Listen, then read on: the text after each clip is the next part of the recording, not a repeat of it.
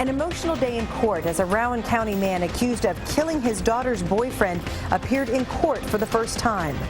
A more than 250-year-old tree that stood in a Madison County school stands no longer. Coming up, we'll show you what it's being transformed into. Job offers allowing you to make money from home could be scams in disguise.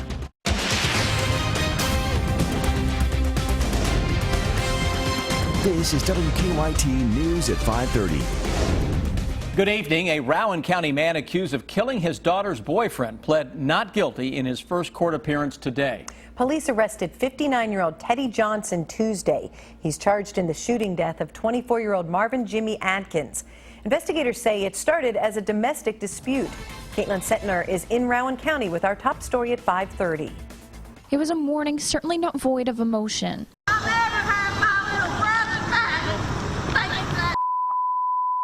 Dad, aunt, and another family member seeking justice for Marvin Adkins after police say he was murdered earlier this week. Adkins' father didn't want to go on camera but says his son was set up. The 24-year-old police say was shot. His accused killer faced a judge for the first time Friday morning, but the two families are at odds. Teddy Johnson walked in dressed in orange and handcuffs, something his family says should never be the case. Johnson's family feeling confused and angry today in court. They tell us the entire story isn't being told. Here's how police say it all went down. They first got called to Brown Ridge Road Tuesday morning to reports Adkins was causing trouble at the Johnson household. Troopers say when they got there, the 24-year-old was gone. But after they left, he came back. They say there was some sort of scuffle, and that's when they say Johnson shot his daughter's boyfriend. It says we're entering a not guilty plea. Now, Johnson's family is sticking by his plea of not guilty. They say he's a good man, further saying he wouldn't even hurt a fly. Preliminary hearing will do that Wednesday, the 31st. Johnson's lawyer couldn't go on camera Friday, but says he'll be able to tell us more at the preliminary hearing. In Rowan County, Caitlin Settner, WKYT. And Johnson has a preliminary hearing next Wednesday. One of the two nuns found murdered down in Mississippi will be buried here in Kentucky. Sister Paula Mera was a member of the Sisters of Charity of Nazareth, which is based in Nelson County. Sister Merrill and another nun, Sister Margaret Held, were found murdered yesterday by police after they didn't show up for work. Sister Merrill will be buried in Kentucky at the Sisters of Charity Nazareth congregation headquarters just outside of Bardstown. No arrests have been made, and police have not released any suspects or leads, any details about suspects or leads in the investigation. Extra security greeted students at a Kentucky high school this morning. Our County by County coverage at 5:30 begins in Bath County. Officials at Bath County High School say it was just a precaution after a threat was found on social media. Kentucky State Police say the threat involved a student who claimed he was going to take a gun to school. After talking to the student, KSP determined the threat was not real. Police say the teen will likely face charges. The school says because of its safe school protocols, they still had extra officers on hand today. In Bell County, State Police say they're searching for a missing man. KSP is asking the public for help to find 43-year-old Robert Caldwell. He was last seen 2 weeks ago at the Daniel Boone Motel in Middlesboro. He's originally from Kettle Island. Police say Caldwell is 5'10", 225 pounds, and has a tattoo of a tiger on his upper arm and a scar on top of his head. It's been a hot and humid day, and those temperatures do not look to be cooling down anytime soon as we head into our weekend. Let's check in now with WKYT's Chief Meteorologist Chris Bailey with an early look at your weekend forecast. Yeah, we're going to continue to roll in over the next couple of days with more of the heat and the humidity. We had that out there yesterday, had it again today. Upper 80s to low 90s showing up across central and eastern Kentucky. And looking at those skies out there, more in the way of some sun today compared to the same point yesterday. Heat index, that's what it's all about right now. Feels like 95 degrees across the Moorhead, Mount Sterling, and Lexington area. Hello, Frankfort, 96. A little cooler, dare we say, into southeastern Kentucky. 89 Harlan, 91 right now is what it feels like into London and Somerset. Getting ready to head out to a high school football game this evening, wondering about your skyline. Most areas are going to stay dry. We've been firing up a little isolated shower thunderstorm not too far away from the Covington-Cincinnati area, though that stuff is having a very tough time firing across central or eastern parts of the state. Still some thunderstorms into western Kentucky. That action coming at us from the southwest, so it's going to take its good old sweet time and rolling toward the east. I think the majority of that won't get in here until we go into the day on Sunday. It's going to feel like 95 to 100, and we will indeed watch for some thunderstorms on a new hour-by-hour forecast that we'll look at together when I come back in about 5 minutes. Thank you, Chris.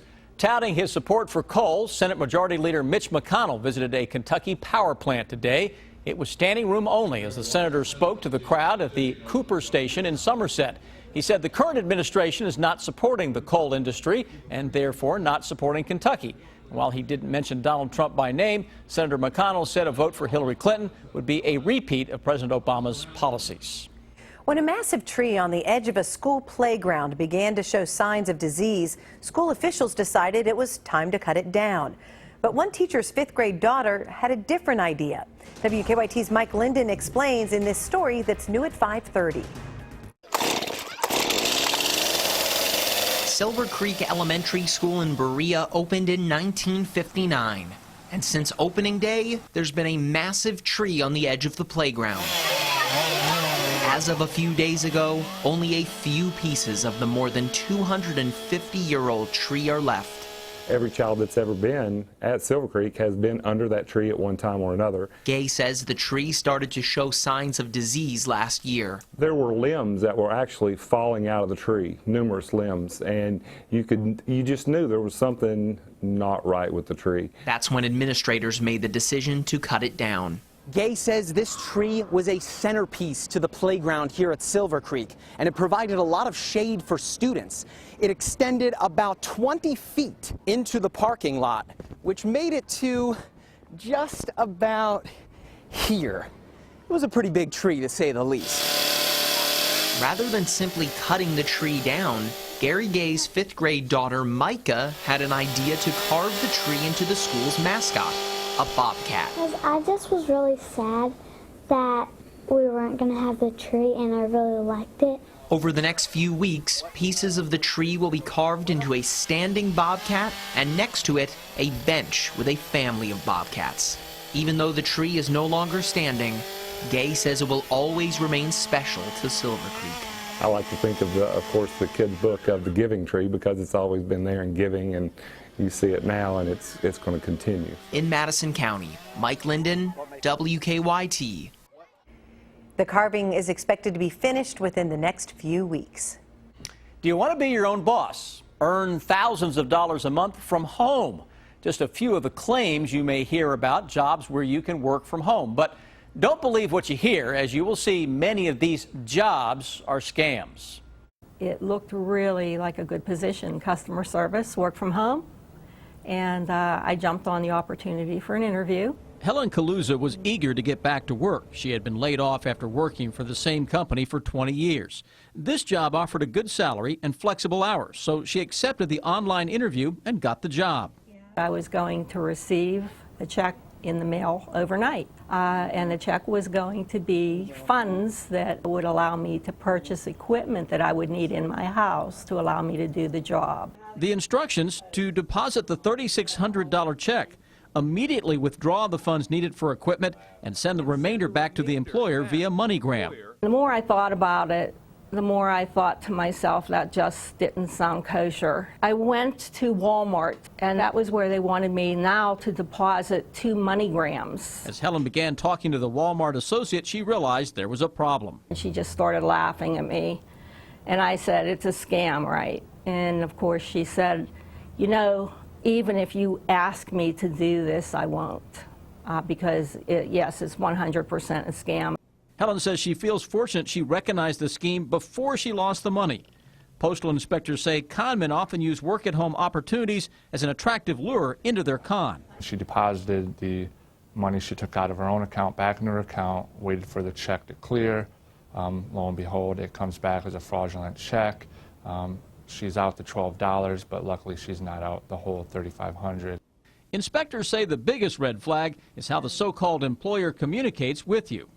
If you can't talk to somebody over the phone or in person, odds are it's probably a scam. So if you have spent time or money on a work-at-home program and now you believe it's not legitimate, you can contact your state attorney general and the Federal Trade Commission at ftc.gov/complaint or 1-877-FTC-HELP. Ground was broken on a new student center at Morehead State University today. That story in 6 minutes on WKYT. I'm Bill Bryant. Former Lexington Mayor Teresa Isaac remembers the call she got when Flight 5191 crashed at Bluegrass Airport 10 years ago. And an update on the presidential campaign trail. The bottom line is coming up. This news on WKYT.com. Join the conversation on Twitter and become a part of the WKYT Facebook family. Tomorrow, hundreds of people will gather for a memorial service to mark the 10th anniversary of the crash of Comair Flight 5191. The speakers tomorrow include both Lexington current Mayor Jim Gray and the mayor at the time the crash happened, Teresa Isaac. Bill Bryant has more in today's Bottom Line. Good evening. Lexington will mark the somber 10th anniversary of the crash of Comair Flight 5191 tomorrow morning. Speakers will include the mayor at the time, Teresa Isaac, and Deborah Hirschman, who led the NTSB team that investigated the crash. Both of them appear on this weekend's edition of Kentucky Newsmakers to reflect on Central Kentucky and how we got through those tough days and weeks following the crash in August of 2006. They looked at the environment at the airport and opportunities to improve not just Bluegrass Airport, but airports nationwide, so this would never happen again.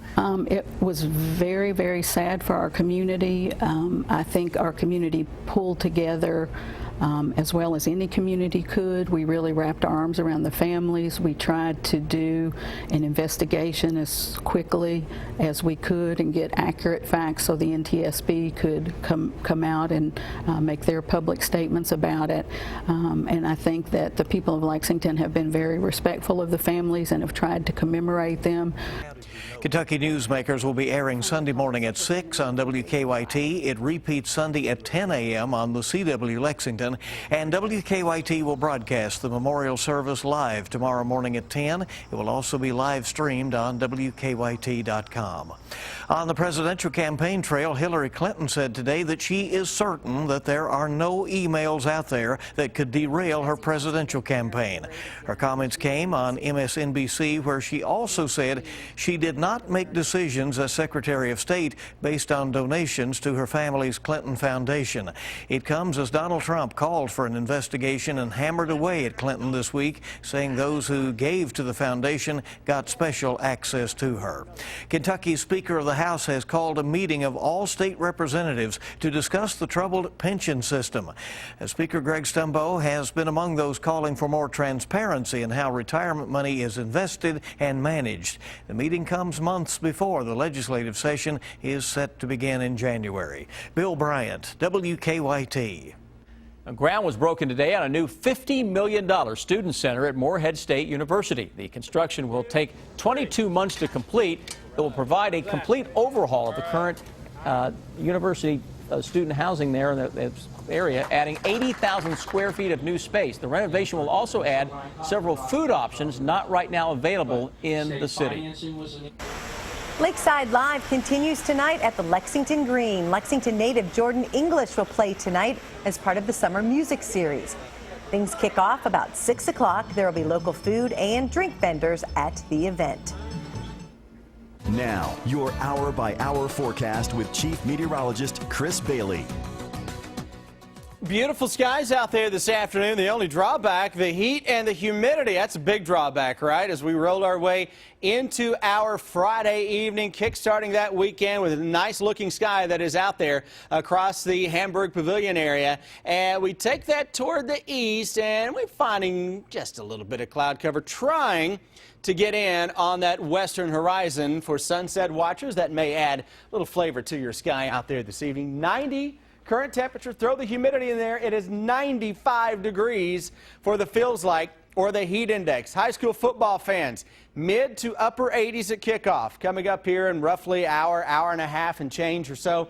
By the second half, it's still hovering into the 80, 81 degree range. Fourth quarter, we're heading home, upper 70s. Keep in mind, at kickoff, the heat index is still going to be 90, 92 degrees. That's what it's going to feel like. Right now, it's 95 into much of the central Kentucky area.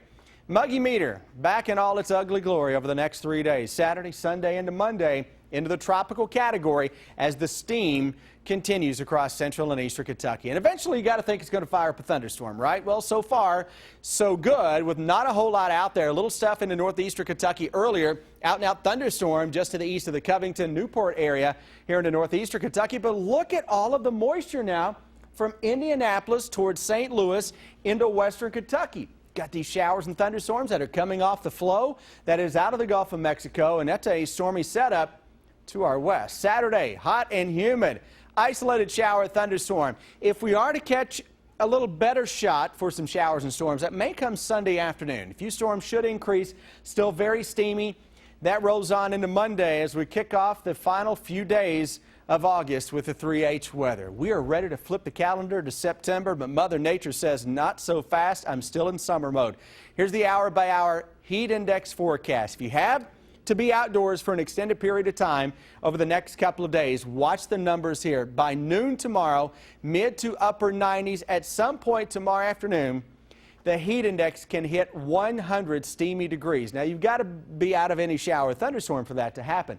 And on Sunday afternoon, look at that. We may try to make a run at 100 for a heat index, but you can see where the model thinks some thunderstorms will try to bubble up as we go into the afternoon hours. No matter how you slice it, for the end of August, it's pretty darn hot. Low 90s through the upcoming weekend into early next week. May catch a bit of a break all the way down to a cool 88 degrees by next Wednesday and Thursday, guys. I say that tongue in cheek, obviously. 83 will feel cool next Friday. Yeah, I'm just trying to throw folks a bone out there. We may not get that low. Take anything we can get. Just giving you a little silver lining, people. Thank you, Chris. All right.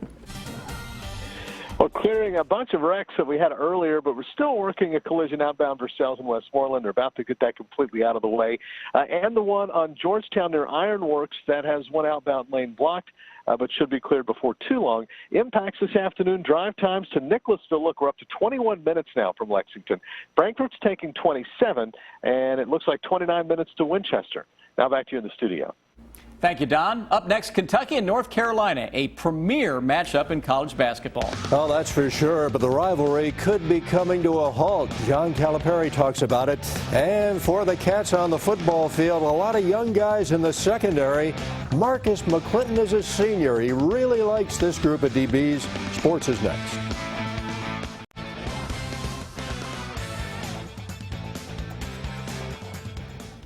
One week from tomorrow night, the season opens for Kentucky, and certainly this is the time when everybody is anxious and eager to get started. Marcus McClinton out of Youngstown, Ohio, is now a senior. He came here to play for Mark Stoops in 2013. Last season, he started 10 games at safety. McWilson is part of a secondary that he says is very close. Our unit we're close-knit.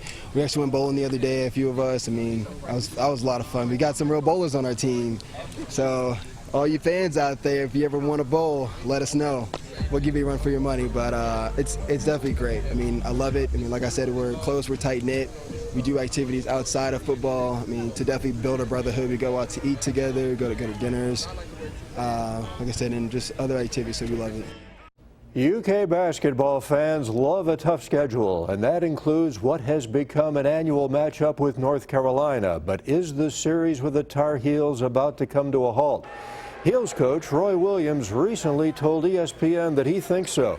The ACC is going to a 20-game league schedule, which doesn't allow much wiggle room for Carolina. John Calipari said the Wildcat schedule will always be tough no matter who's on it. I always have liked the North Carolina game, but as our fans have found out,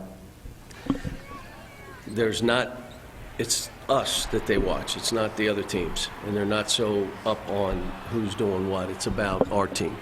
And obviously we'll have one of the best schedules in the country if it doesn't include North Carolina. You know, we got UCLA, we got Arizona State. High school football's second week of the regular season is tonight, and we will see a showdown with St. X taking on Lexington Catholic. Lex Cath won last week 41-18 against a ground-oriented Boone County team, and the Knights know that St. X will force the issue physically. Mark Perry was pleased overall with his team's season-opening victory. You know, overall for a young team, for an inexperienced team, you know, I thought we handled ourselves well, especially coming out of halftime with a little bit of energy, and you know, we scored 3 straight times and found a way to win the football game. So I was pleased with that step. And the result of our offense scoring, you see us play a lot better on defense, just because you know they know that points will result in a key field position or key turnover. Lee K. Howard, Brian Milam will have all the scores and highlights right here tonight at 11. Stay with us. We're back after the break.